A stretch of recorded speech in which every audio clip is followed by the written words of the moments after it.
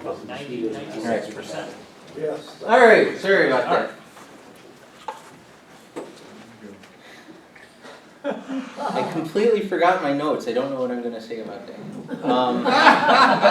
Unscripted. You need my laser pointer? I first started talking to Diane in 1998. That's a long time ago now. So, she has never stopped being an incredibly inquisitive geek, and you will see more of that. Thank you, Jonathan. All right, so I've got some audio embedded here, so let's see if this works. Altitude, velocity, light.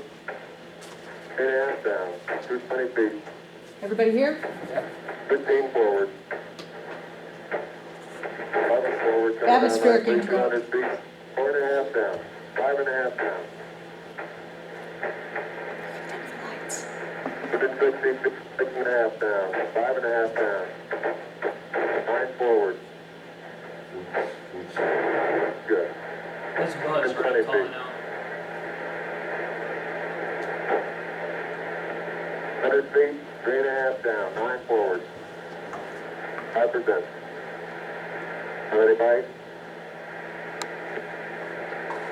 75 feet. That's looking good, down a half. 6 forward. 60 seconds. Lights on. 6. Down 2.5. Forward.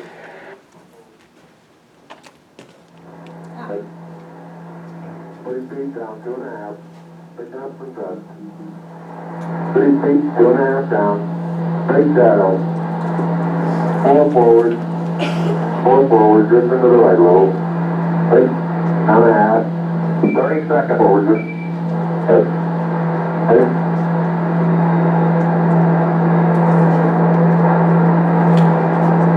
Contact light. Okay, engine stop. Houston, Tranquility Base here. The Eagle has landed. Rocket 20, Tranquility, we copy you on the ground. You got a bunch of guys about to turn blue. We're breathing again. Thanks a lot. All right, so that was, of course, the actual landing of Apollo 11's Eagle lunar module on the moon. If the most famous statement uttered during the first landing on the moon was Neil Armstrong's "one small step for a man, one giant leap for mankind," the second most famous is arguably "Houston, the Eagle has landed." The Eagle in question is the Lunar Module, or LEM. It's the part of the Apollo 11 spacecraft that is actually designed to fly and function in microgravity outside of Earth's atmosphere, hence the bug-like design. By itself is an iconic symbol of the moonshot program and the space age in general, which is why it's a Lego now, as Jeff McLeod has thankfully provided us a Lego prop. And out of the LEMs, the Eagle is the most famous because it was the first to get there. Less remembered is Columbia. This is the CSM, or command module, for the Apollo missions, and Eagle could not have succeeded without Columbia. The two-part CSM, featuring the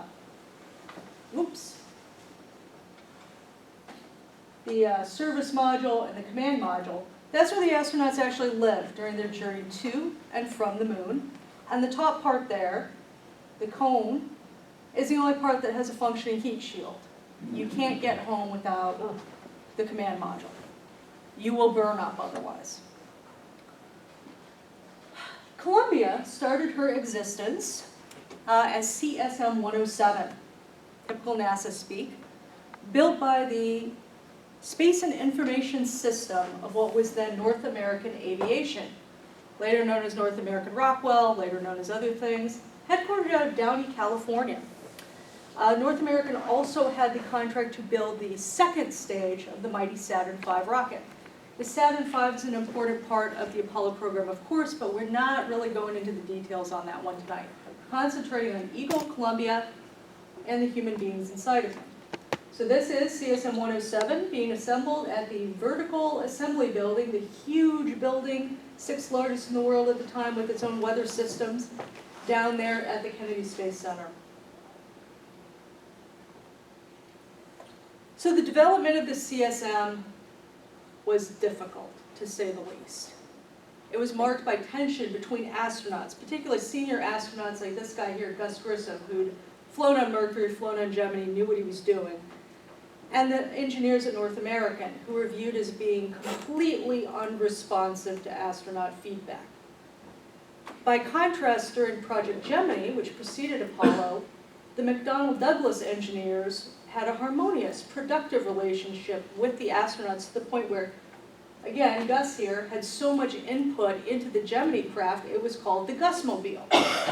It was designed to make the astronauts happy.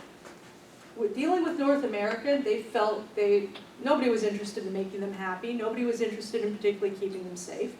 And so, even though you've got Gus and his boys, Ed White and Roger Chaffee, happily smiling for the press, they take another picture praying over the capsule, send it to their boss, saying, it's not that we don't trust you, but we're going over your head.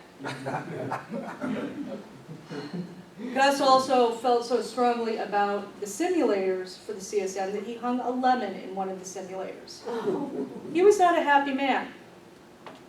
But the jokes ended when their CSM, number 12, caught fire with the 3 of them inside of it.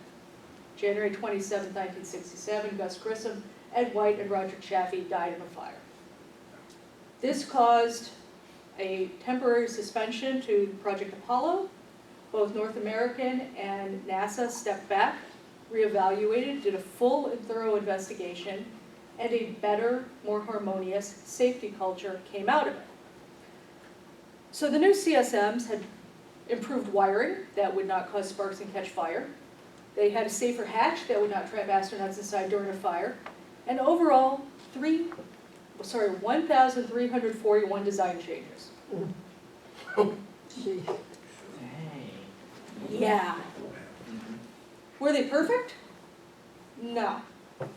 This is Odyssey, the command module for Apollo 13, which famously had a rupture in the service module component en route to the moon, which would have killed the astronauts if they hadn't been able to crawl into their LEM and use it as a lifeboat to get home, at least until it was time to re-enter.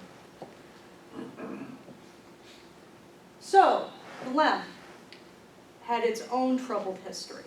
They were assembled by the Grumman Aerospace Corporation in Bethpage, Long Island, and Grumman had their own difficulties and delays to the point where the LEMs were not ready on schedule. Apollo 11 astronaut Micheal Collins has said that he doesn't think that the fire delayed the project by 1 day. The fire and the aftermath simply gave everybody else time to catch up. There are issues with the Saturn V stages. There are issues with the LEM. There are issues with spacesuits. There are issues with everything.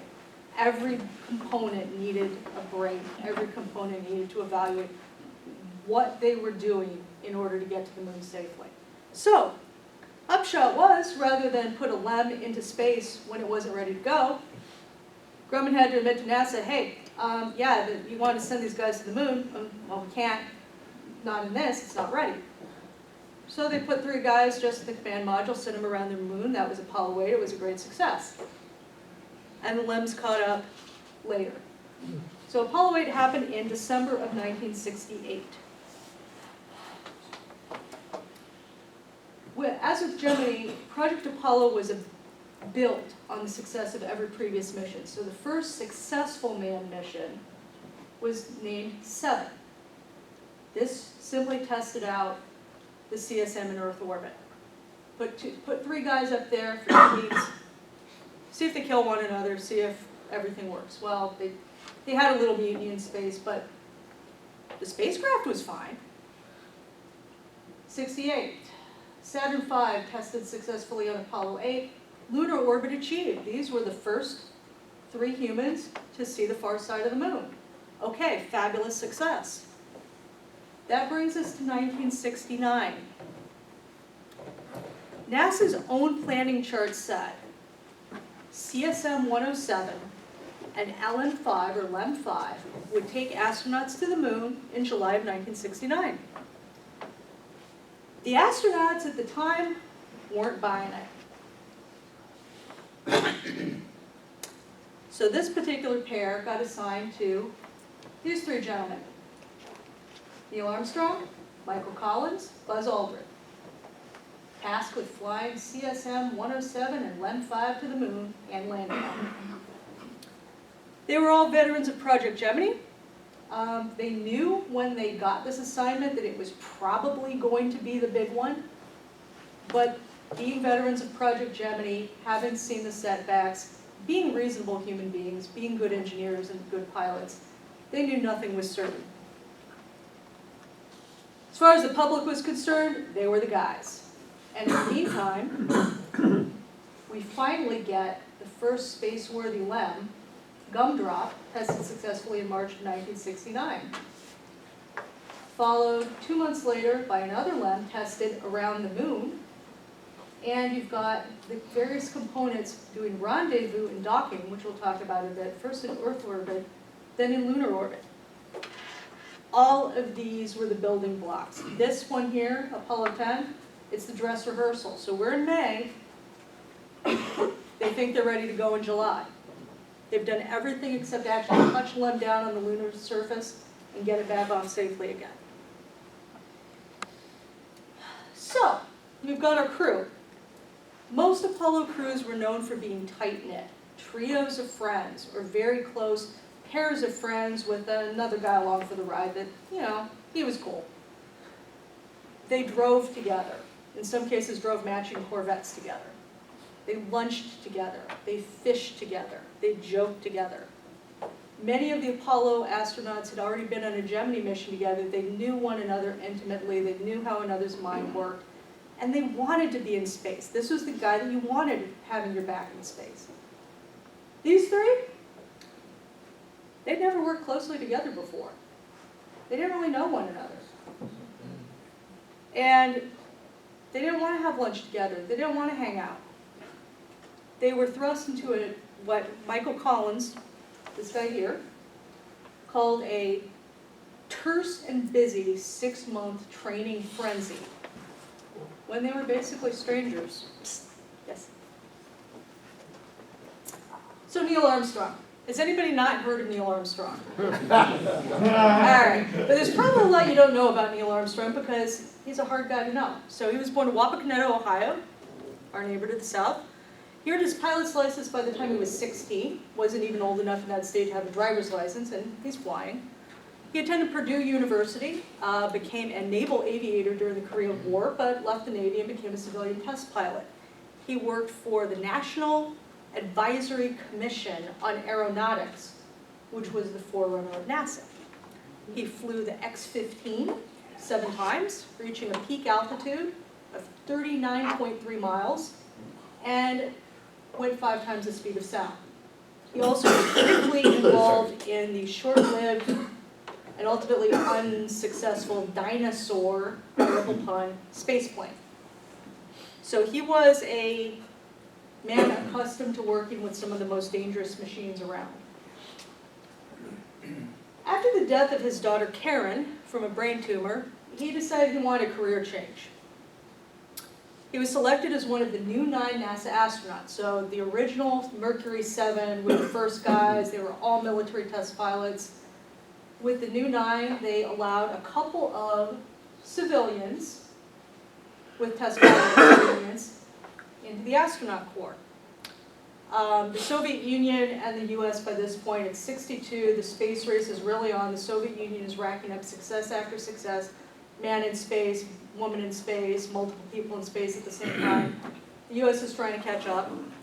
And among these guys, Armstrong stood out not as necessarily the best pilot around, but as an engineer with a thorough knowledge of what he was doing.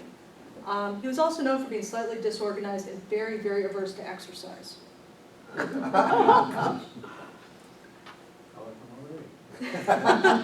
So He achieved the first ever rendezvous and docking between two spacecrafts when he connected this Gemini capsule that he was the senior pilot of to what they call an Agena, a target vehicle, a dummy vehicle that they used to practice rendezvous and docking.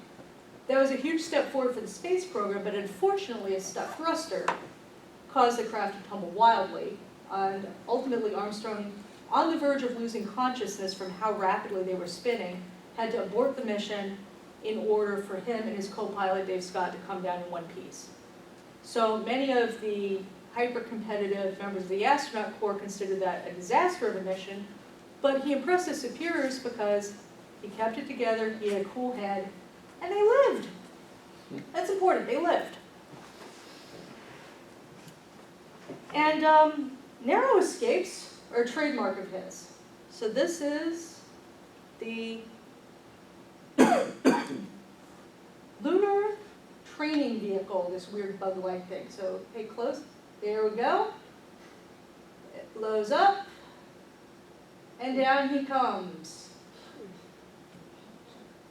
And after that, he dusted himself off, went back to the office and was filing paperwork. His colleague Alan Bean, a later Apollo astronaut, saw him. He was talking on the phone. Oh yeah, I heard Neil almost blew up today.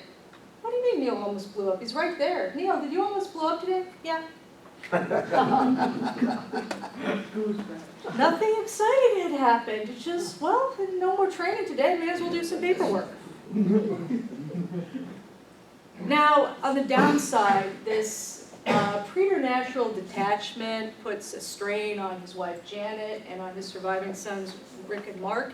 This is a candid family photo designed to showcase his real self. That real happy. Yeah. You're so happy. I think that says enough. And you've got the man in the middle, Micheal Collins, next in the pecking order. Usually thought of as last, Armstrong, Aldrin, Collins. He was the number 2 guy on the flight. Air Force test pilot, born in Rome to a family filled with Army career officers. He moved so often as a child that he thought of Washington, D.C. as his hometown. He had no hometown. When he became an astronaut, there was no hometown to give him a parade, which he liked. He didn't really want a parade. Graduated from West Point, and rather than enter the Army, he joined the Air Force to avoid any hint of nepotism. He applied twice to be an astronaut, and he was accepted in the second time around into what became the 3rd class of astronauts, the next 14, these guys here. So there's Micheal, and there's an awful familiar looking guy right in front of him. He was a respected test pilot. His area of expertise within the astronaut corps became spacesuits, but he was also enthusiastic about celestial navigation to the point where his crewmate on their Gemini 10 mission, John Young here, dubbed him Magellan. He even named his dog Dubé after one of the stars that they used for navigation. So, you know, I think a lot of us in the room, it's like, this is our kind of guy. Collins was originally slated to be on an Apollo crew with 2 guys named Frank Borman and Bill Anders. He was training for that mission. And then he started to develop neurological problems. He felt like he was slowing down. Well, he was getting into his mid-30s. Maybe that just happens to you. He started feeling funny feelings in his leg, not responding right to heat or to cold. Turned out he had a bone spur in his neck that required surgery. That kicked him off of the mission. He was replaced by backup pilot Jim Lovell. And so Micheal Collins did not get to be one of the guys in Apollo 8 taking this iconic photo of Earth as seen from the moon for the very first time. When he recovered fully, he was assigned to Neil Armstrong's mission. The guy he bumped off Neil Armstrong's mission was an enthusiastic young Lunar Module pilot by the name of Fred Hayes. Oh. So the Apollo 11 guys and the Apollo 13 guys kept bumping into one another through the course of their training together. Collins felt very bad and he apologized to Hayes. He just felt like, you know, awkward. So Collins described himself as nothing special amid the hyper-competitive overachievers of the astronaut corps. His fellow astronauts respected him for his discipline and his clean living. He was an avid runner who preferred gardening roses to partying hard. John Young, again his co-pilot on Gemini, called him bright, capable, classy, and incredibly funny. And if you've seen any of his recent interviews, that's still true today at the age of 88. Then there's the junior guy on the mission, Edwin E. Aldrin Jr., better known to the world as Buzz. John Young's take on him, another kind of guy altogether. In his 2012 memoir, he was pretty candid about what he thought of Aldrin. Aldrin got on people's nerves. Aldrin got on people's nerves so bad, Frank Borman, one of the more respected senior astronauts of the program, said openly, he's not allowed on my crew. So, what was it about Buzz? He was initially declined from the astronaut corps for the lack of test pilot experience, but by the time that the next 14 were brought on board in 1963, fighter pilot experience worked. Well, he'd been a fighter pilot over Korea and had done really good work there, so that was a credential. They were also looking at that time for more educated astronauts. So the next 14 were on average younger and better educated than any of their predecessors. Buzz had a doctorate from MIT in astronautics with a specialty in manned orbital rendezvous. Given manned orbital rendezvous, not this, but ultimately this, was absolutely critical to getting people to the moon and back. That was important. So Buzz acquired the nickname Dr. Rendezvous, because no rendezvous here between the LEM and the CSM. Nobody's going down to the lunar surface. The most you can do is sightseeing from lunar orbit. No docking here. The guys who went down to the moon, they're not coming home. This was an achievement of Project Gemini that completely eluded their counterparts in the Soviet Union.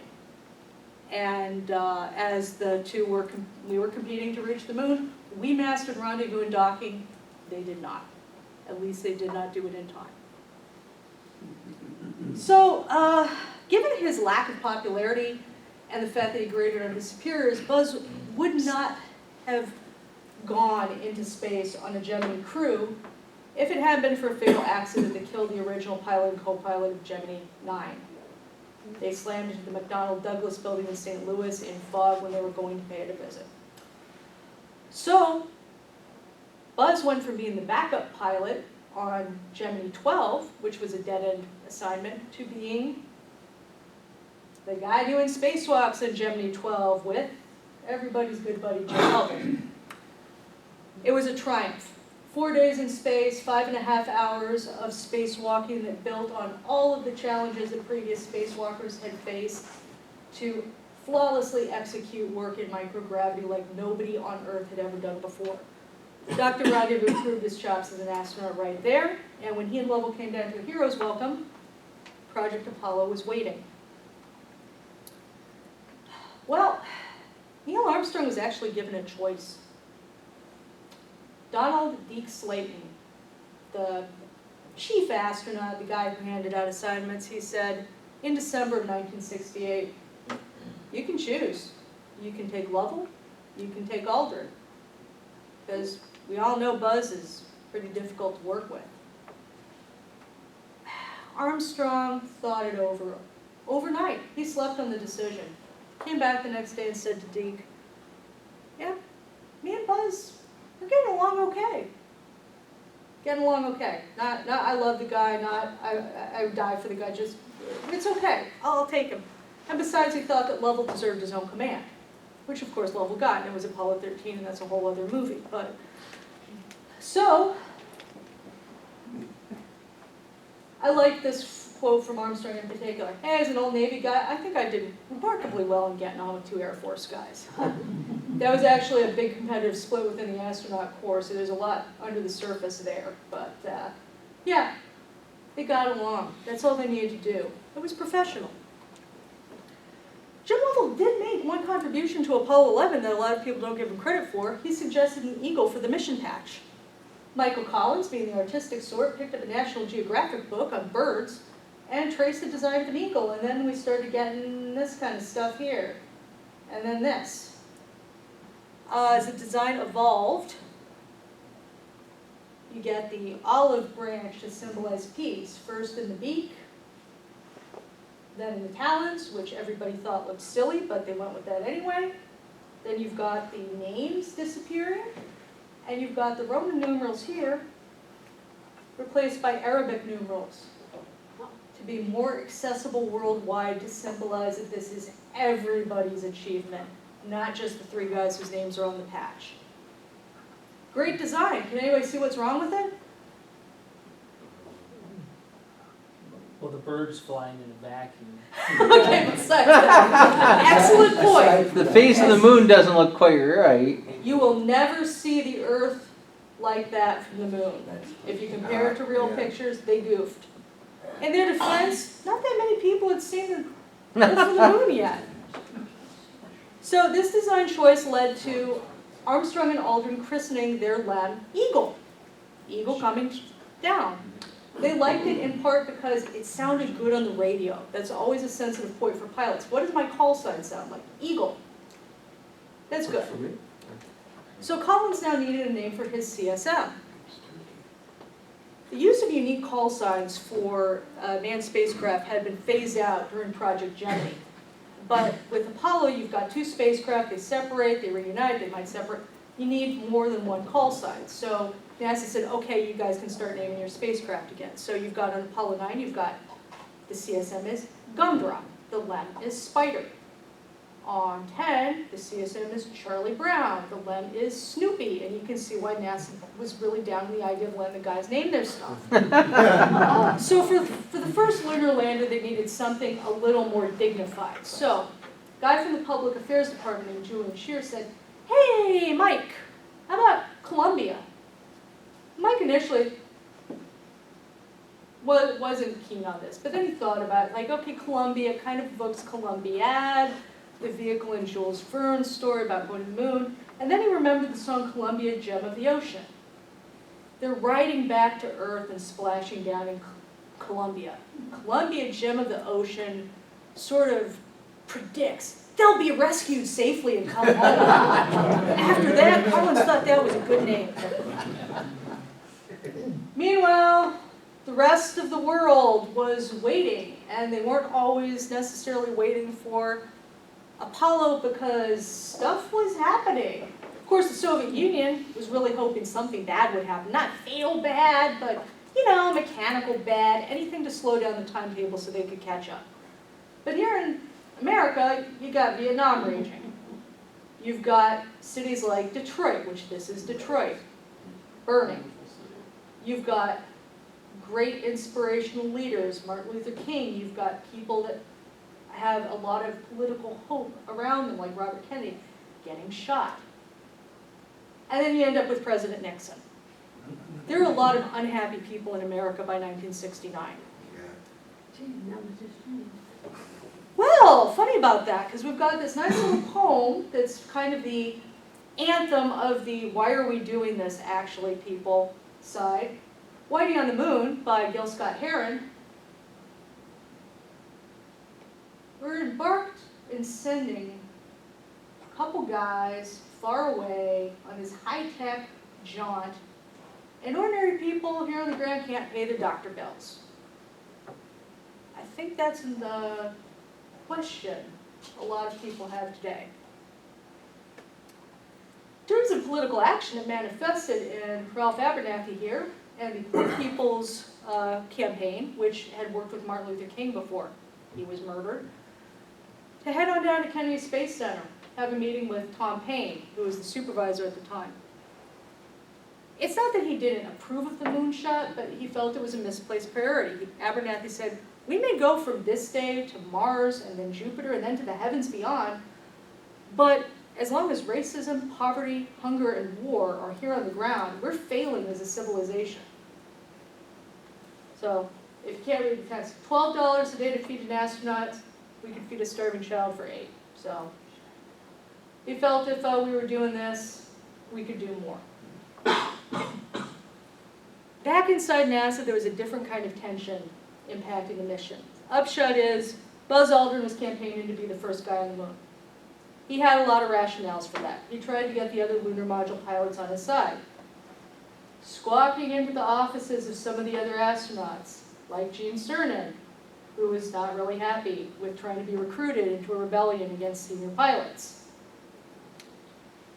Beyond self-promotion, Buzz was in a tizzy over the historic nature of this. It was meaningful. It was poetic. It was going to change the world. And here he is with a commander who treats it all like another day at the office or another day at the simulator.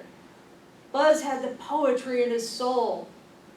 Neil Armstrong had data bytes in his blood. I mean, it's just, he felt that there was something missing, and he tried very imperfectly to communicate that to everybody.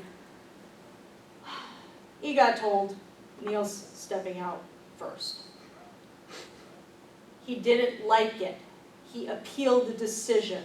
And then he got told again, no, really, Neil's stepping out first.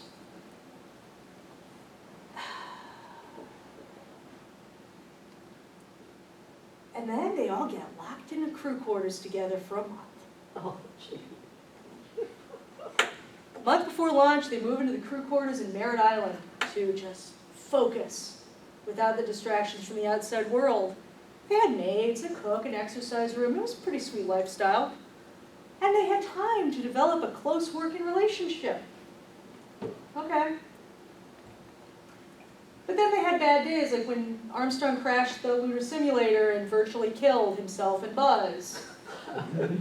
That night, Buzz goes back to the crew quarters, opens up a bottle of scotch, which seems to have been his favorite at the time, downs the scotch, ropes in Mike Collins well past Collins' bedtime, bends his ear about how terrible everything is until Neil Armstrong wakes up, comes in his pajamas, and wants to know, man to man, okay, Buzz, you and me.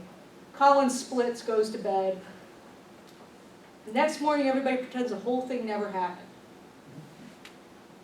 Armstrong's dead now, so we don't know what was said, but this was not the norm for a crew.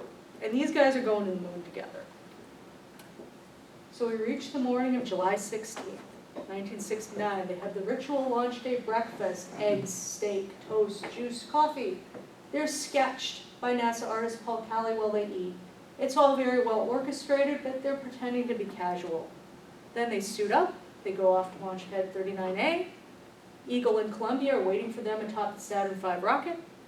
Every moment is filmed for posterity. Up on the Saturn V, Buzz Aldrin took a moment to take in the view and reflect. 363 feet up there. It's a heck of a view. When Armstrong was asked, well, did you take a time out to look? Of course not. He was thinking about the mission.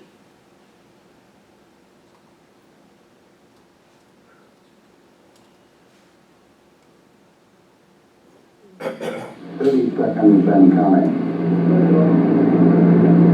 Astronauts report it feels good. T-minus 25 seconds. 20 seconds and counting. T-minus 15 seconds. Guidance is internal. 12, 11, 10, 9. Ignition sequence start. 6, 5, 4, 3, 2, 1, 0. All engine running. Now we're off. 9:32 a.m. Eastern Daylight Time. Ralph Abernathy actually watched the launch following his meeting with Tom Paine. He said, for just a moment when it was launched into space, it wasn't about hunger, it wasn't about poverty, it was about an accomplishment of everything that human beings could do. It's just, he'd prefer it if poverty and child hunger were among the things being tackled.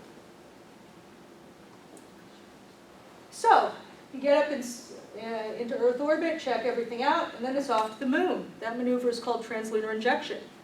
As the capsule communicator, aka Capcom, aka the only guy in mission control who directly talks to the astronauts, Micheal Collins had actually given the order to his former crewmates in Apollo 8, you are go for TLI. He thought it would be a very meaningful moment. He found it terribly underwhelming and disappointing because all the emotion was cloaked in jargon. Now it was his turn to hear the Capcom say, your go for the moon. So en route to the moon, the remaining pieces of the Saturn rocket fall away. The first stage drops off, second stage drops off. I didn't include it because I think a lot of people have seen those bits before. And then Collins had to grab the LEM, dock it to Columbia, and this contraption was on its way. Journey to the moon offered no peace and quiet. Mission Control bombarded them constantly with the morning news and the evening news and the afternoon news trivia. They had spacecraft to run, reports to give, medical sensors, photo ops to send back home. Only the Capcom ship, in this case Charlie Duke, who was the voice you heard at the beginning here, got to speak directly to them, but it was just draining, it was irritating, and the other Capcoms were all fellow astronauts. They knew it was irritating, but they did it anyway. It was part of the routine. Even so, the first orbit around the moon really got their attention. Collins said when he beheld the craters, "My gosh, they're monsters." He also said a fair number of swear words when he was grappling with the camera, but they were on the far side of the moon, and Mission Control couldn't hear the swear words, and so everything was cool. Swearing on a hot mic is a big no-no if you're an astronaut. But they weren't there to sightsee. It was time for Armstrong and Aldrin to board Eagle and attempt the landing. Colin hid his concerns beneath humor, saying, "You cats take it easy down there on the lunar surface." But from this point on, he stood a non-zero chance of coming home alone, and he knew it. Did he talk to his fellow crewmates about it? No. They did not have heavy discussions about what happens if people die. But Collins had been the guy who had to tell Martha Chaffee that her husband Roger burned in a fire back with Apollo 1. It was traumatic. And he didn't want to be any part of it. He did not want to be the guy coming home alone. And he might not have the choice. Apollo 11 was now Columbia and Eagle. Armstrong announces to Mission Control by saying the Eagle has wings. Collins looked down and said, "Hey, you've got a fine-looking flying machine." He was lying. He thought it was hideous. Despite the fact that you're upside down, Armstrong, knowing, of course, that there was no up and down in space, said, "Well, somebody's upside down." And they went their separate ways. So here's our designated landing site. Eagle descended towards that site within the Sea of Tranquility, but on the approach, Armstrong realized autopilot was guiding him into a field of boulders, or specifically a crater filled with boulders the size of automobiles. He took control. It's not a stick system, it's a fly-by-wire system, so he took command of the computer, was inputting things in the computer. He wasn't actually using a steering wheel. But he took control, putting commands to guide Eagle to a safer location. Alarms from Eagle's overloaded computer became a real nuisance. And ultimately, he touched down with 17 seconds of fuel remaining. If you listen, looking back on the transcript that we heard at the beginning, nobody really sounds alarmed. They were all very well-trained, disciplined people. But it was a tense moment. Armstrong's heart spiked from 77 beats per minute at the beginning of the descent to 156 by the time he landed. He couldn't hear it in his voice, but his body was going through a lot right there. So, Eagle was now the centerpiece of Tranquility Base, or Twanquility Base if you're Charlie Duke and you're stammering. Population 2. On CBS News, Walter Cronkite had to take off his glasses, presumably with tears in his eyes, the same way he had when President Kennedy died. Baseball games were stopped. People celebrated around the world. Inside Eagle, Neil and Buzz shook hands, clasped one another on the shoulder, and then Neil said, "So far, so good. Let's get on with it." They had work to do. But Aldrin had something he wanted to do to commemorate things first. So he was a devout Presbyterian. He had, in his spacesuit, some pre-approved personal possessions, because every astronaut got to take a secret stash of stuff, as long as it didn't weigh very much. He had a chalice and communion wine, and he did communion on the moon. Armstrong, who was not formally religious, just watched, didn't say anything, didn't interact, like, okay, all right. The contents of Armstrong's own PPK, or personal possession stash, are not known, and they are sealed. So we won't know until they're unsealed next year what he brought with him, and then we might have an idea if he did any personal ritual of his own on the moon. It's theorized he might have brought a memento of his dead daughter Karen. Nobody knows. Meantime, Micheal Collins is up in Columbia. It's quiet now. All he has is the computer with him, and if the computer gets mouthy with him, he's going to unplug that sucker. He won't really, but he tells himself that. He's 60 miles above the lunar surface. The press made a lot of his solitude. NASA made a lot of his solitude. They actually coined this whole loneliness nonsense atom thing.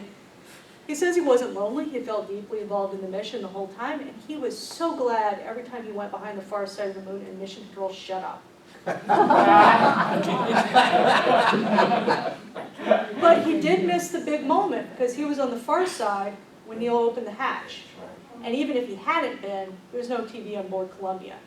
So the whole world's watching, and he misses it. So, it wasn't the whole world. It was an estimated 20% of the population, an estimated 93% of all TV sets in the US tuned in. 6 hours after touchdown, Neil Armstrong opens the hatch, comes down the ladder, one small step. You guys know the score.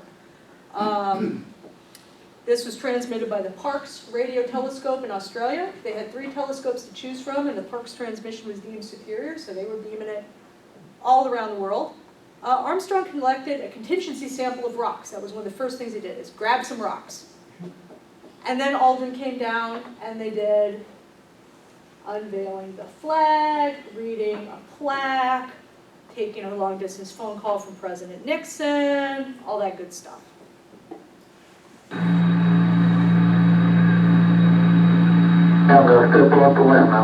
Yeah, sorry, forgot that was embedded in there. So there are very few photos of Neil Armstrong on the moon. You can see him there, reflecting Aldrin's helmet. There was one camera, he had the camera. So if you're the guy with the camera, there's not going to be too many pictures of you to commemorate things. So almost everything you see is going to be Buzz Aldrin.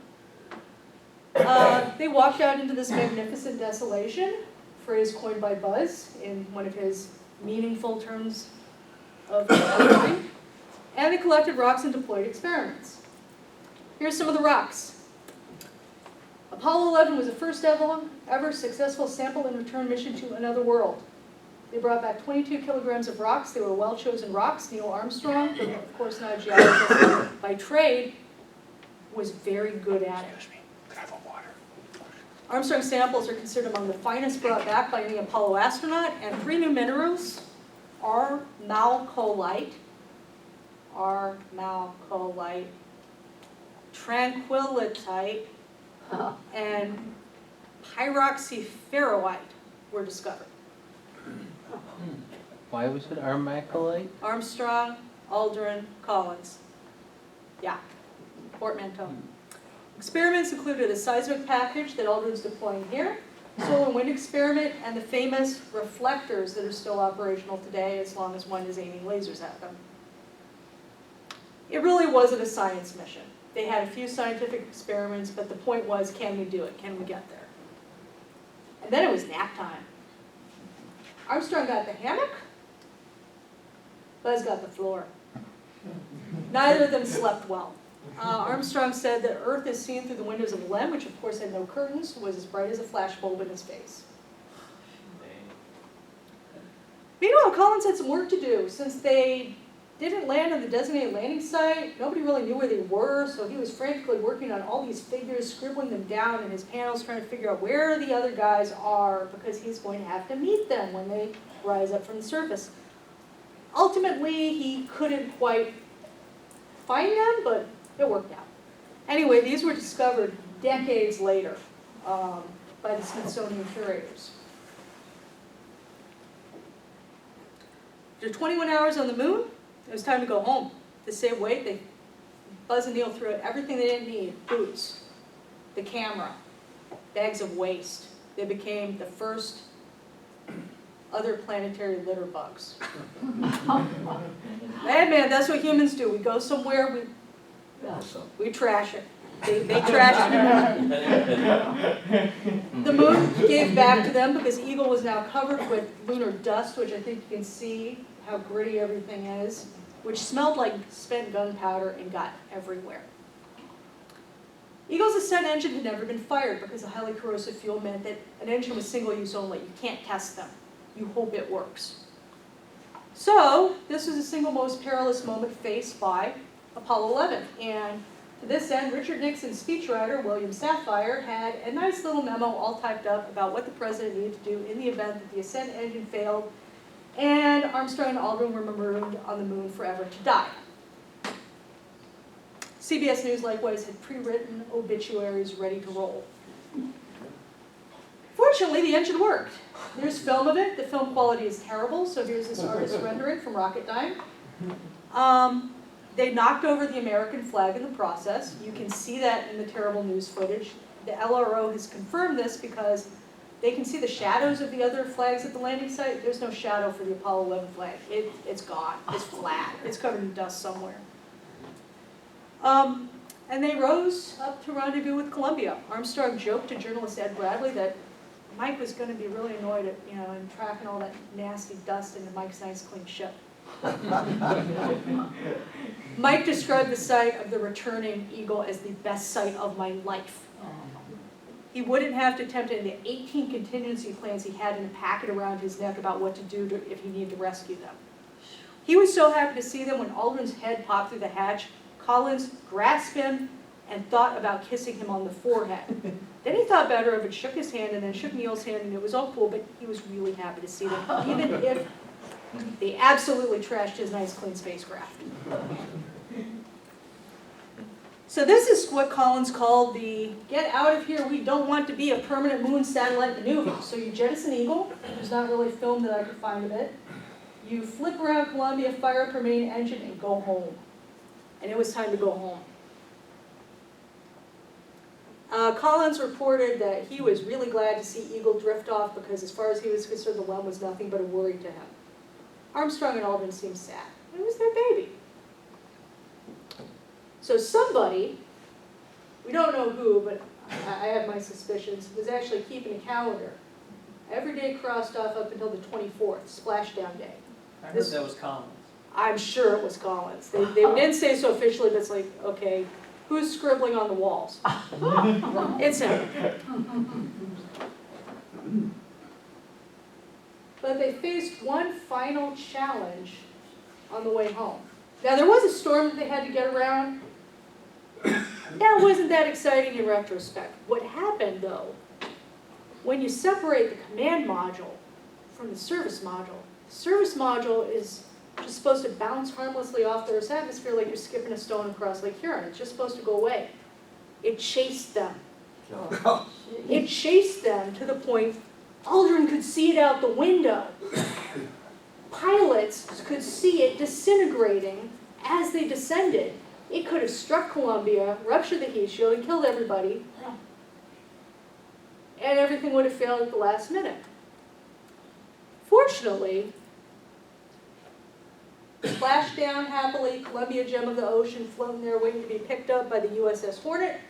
The Navy divers who came and rescued them made them all get into containment suits, which was very silly because if they were harboring moon plague, it would have washed into the aquatic water, and then you'd have like moon monsters in the Pacific Ocean within years, but they did the whole rigmarole anyway.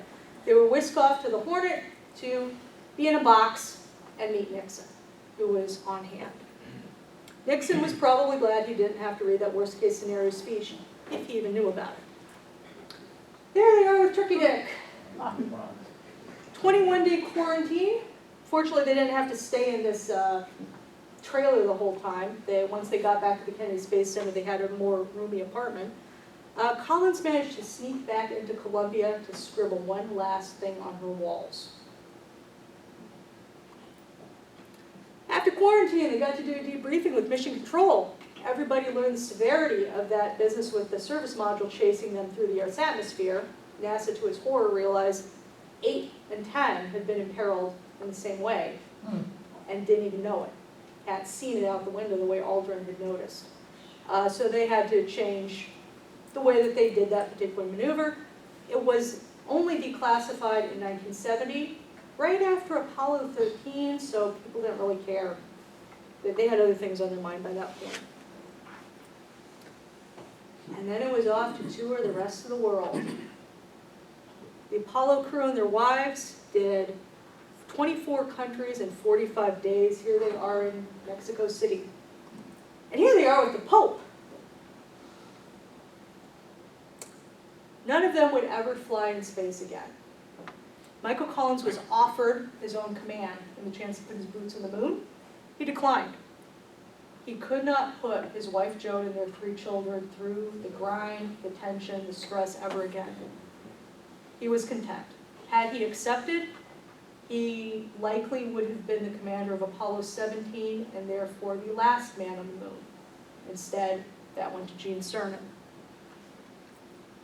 Armstrong wanted to fly again, but he, in typical fashion, didn't really come out and say it to his superiors, and they hinted he might be happy in a desk job, and it turned out he wasn't happy in a desk job. He was a national treasure, and like John Glenn, wasn't going to be allowed in space ever again. 2 years after landing, he left NASA, went to the University of Cincinnati, taught aerospace engineering. Lived in Cincinnati basically the rest of his life, stayed out of the public eye. Here he resurfaced in the 1980s, vice chairman of the Rogers Commission, examining what happened to Space Shuttle Challenger. He also hawked Chrysler for a little period in the 1980s. But other than that, he kept a very low profile. Armstrong did emerge for 40th anniversary here in 2009, reunited with the gang. Died in 2012 of complications from heart surgery at the age of 83. Remained reticent and modest to the end. His marriage to his wife, Jan, had ended after a long separation in 1994. He did remarry and is survived by his wife, Carol, and his sons, Rick and Mark, who served as advisors on the theatrical feature First Man that came out last year. It is based on Armstrong's authorized biography with James Hansen. He chose to be remembered at his alma mater, Purdue, as a 1950s engineering student, complete with a slag roll, not as a conquering hero of space. He simply never believed he deserved the attention for what he had done, and always acknowledged that 400,000 people got him there. Meanwhile, Micheal Collins left the Air Force in 1970. He went to his adopted hometown of Washington, D.C., worked briefly for the State Department, and then became the first director of the National Air and Space Museum of the Smithsonian. On its opening in 1976, it was immediately the most popular museum in the world. 1973, he released one of the best astronaut memoirs of all time, Carrying the Fire, an absolute must-read. Apollo program author Jeffrey Kruger, who's worked with Jim Lovell on his memoirs and just came out with a book on Apollo 8, has called Collins the poet laureate of the astronaut corps, which that may be kind of a low bar, but he's good with words. Often described as happy to be forgotten, he's come out a bit more since Armstrong's death. There is at MIT in 2015. There's a very nice graphic novel that was released about his adventures in 2017 called The Far Side of the Moon. And he and wife Joan stayed together until she died in 2014, which is, for a space-age astronaut, that is an achievement. Few marriages lasted that long. His current interests involve looking for good Cabernet Sauvignon and just kind of kicking back and chilling. He's happy with his life. This guy was a lot less happy with his life. So Buzz Aldrin has embraced the spotlight, but it wasn't easy. His first post-NASA job was as commandant of the U.S. Air Force Academy for Aerospace Research Pilot School. It did not go well. It was stressful in ways he hadn't anticipated. He grappled with depression, had to be hospitalized, and ended up resigning from the Air Force when they cut astronautics from the school curriculum. Wrote a couple of memoirs himself, Return to Earth and Magnificent Desolation, that chronicle his battles with alcoholism, his multiple divorces, his issues with his father, who's not a nice guy. Low points involve selling used cars, which he was not very good at, and getting arrested for disorderly conduct before he got sober. It took him many years to deal with the weight of being the second man on the moon. And NASA was aware of this. NASA was good at putting people through psychological tests to get them into the astronaut program, not really that good on the astronaut mental health equation at the time. Well, he changed his name formally to Buzz in the 80s, and he's everywhere, dancing with the stars, rapping with Snoop Dogg, writing science fiction, going to the South Pole, flying with the Thunderbirds, serving as an inspiration for Buzz Lightyear, punching a moon denier in the face. Yeah, Yeah, you name it, Buzz has probably done it. but the guy he punched deserved it. Absolutely. Meanwhile, Eagle, her descent stage is still up there at the Sea of Tranquility. Photos from the Lunar Reconnaissance Orbiter from 2012 revealed the resting place in incredible detail right up to where Neil Armstrong discarded his camera. Her ascent stage was left in lunar orbit where it degraded. The orbit degraded, she impacted the moon, nobody knows where. She's not yet been found. Since Eagle is not available to be a museum piece, they took Ellen, her predecessor, LEM 2, refitted it to look like LEM 5, and she's on display at the Smithsonian in their Lunar Exploration Vehicle Gallery. Neil Armstrong, in one of his rare public appearances, toured her with 60 Minutes correspondent Ed Bradley in 2005, and admitted she was probably the ugliest flying machine ever designed. As for Columbia, she toured the globe, and then moved to her new home at the Smithsonian, National Air and Space Museum, where she was reunited with her pilot, Director Collins. She is currently on a 2-year tour with the exhibit Destination Moon. I was fortunate enough to catch up with her in Houston last year. She is in Seattle at the Museum of Flight right now, and will be in Cincinnati at the end of the year if you want to pay your respects before she goes back to DC. And that for now is the end of the story. We can leave off with the message that left in Columbia by the man who knew her best, Spacecraft 107, alias Apollo 11, alias Columbia, Gem of the Sea, the best ship to come down the line, God bless her, Micheal Collins, CMP.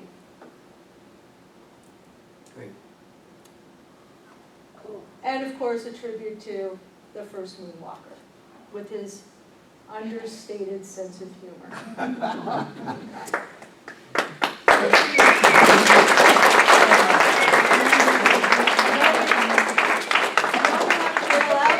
Take 2 questions. Yes, Jeff? So Aldrin's the Lunar Module pilot. Yeah. So how come Armstrong is piloting it to the moon? Because that's what the commander gets to do. Okay. Lunar Module pilots specialized in the Lunar Module, and in some cases, like Fred Hayes and Ed Mitchell in particular, knew it really, really well, but it's still the commander's duty to pilot her down. So would he have done the docking, or was it service module pilot, or a command module pilot? He participated in the docking, but the way that the docking mechanism was designed, Columbia had to grab Eagle, so that's Collins' job. Okay. So that's a command module pilot, is the guy running the docking show, and the lunar module pilot guy has to be on the receiving end. Now, the first time that Collins tried to grab the Eagle ascent stage when they were coming back from the moon, there was a little glitch and a bang and some chatter back and forth, but the second time they got it right. The question, this Yes. picture, Yes, was this before he went to the moon? this was after. This is in his retirement. He's got a model of the X-15 on his desk? Sure. Yeah, Not the moon stuff? right. I met him, I met Collins at the Halley's Comet Cruise. Oh, nice. I'd And love to his- meet him. And I tried to talk to him about some of the things, he was a little distant. But my wife, his daughter was on one of the soap operas for a number of years. Yes. And Micheal Collins fell in love with my wife because she was talking about the daughter. If there's any astronaut I'd want to have afternoon tea with, it'd be him. So. All right, okay, one hand in the back, yes. Why is Neil Armstrong's private secret stash still sealed Because he wanted it to be. He left orders that it would be. For the next 5 until years. 51 years later? Yeah, well, That was his order. it is believed that when it is released, we will find out that he had some kind of tribute to his daughter Karen, and he just didn't No want to deal question. with that. He was still tearing up about her when interviewed in 2005. Yep. So that is the speculation. How But did we'll she- find out. What happened to her? She- Brain tumor. She was 3 years old. It was very difficult to treat now, basically impossible to treat at the time. Okay, one more, then we have to go. I just wanted to mention that they just re-released From the Earth to the Moon, which was an HBO project in the 90s. It was on every Sunday night for 12 weeks, 1 hour at a time. And it just came out on Blu-ray, and it's fantastic. It's put together by Tom Hanks, and it stars a lot of people, and it's a mixture of actual footage, Hollywood footage, and CGI, which is fabulous because the CGI is so realistic, it really looks like you're